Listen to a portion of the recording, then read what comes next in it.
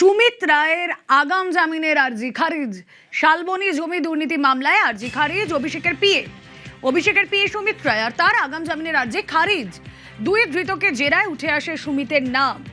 কথা বলবো, প্রতিনিধি অর্ণব রয়েছেন সঙ্গে। অর্ণব, দেখো, শালবনীতে সরকারি জমি প্লট করে বিক্রির যে দুর্নীতি মামলা, এবং সেখানে প্রায় একাধিক 300-র মতো প্লট বিক্রি করা হয়েছিল এবং প্রত্যেকটা 10 লাখ টাকা করে স্থানীয় যিনি বিএলআরও তার সই, রাবার স্ট্যাম্প সেগুলি জাল করে এই চক্র চলেছিল। সেখানেই সরাসরি এফআইআর অভিযুক্ত হিসেবে অভিষেক বন্দ্যোপাধ্যায়ের দিয়ে সুমিত রায়ের নাম না উঠে এলো।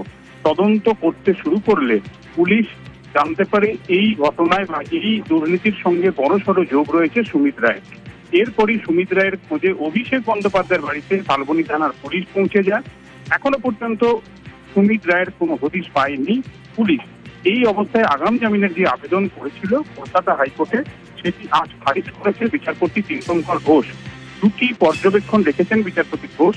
প্রথম পর্যবেক্ষণ, সরকারি জমি সেটি যেভাবে দুর্নীতি করা হয়েছে সেই অভিযোগের ধরন বা তার গুরুত্বটা একেবারে অন্যরকম, আলাদা।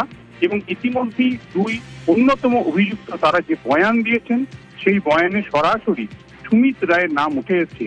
কাজে সবকিছু বিচার বিবেচনা করার পর আগাম জামিনের আবেদন নাকচ করছে কলকাতা হাইকোর্ট। ওকে।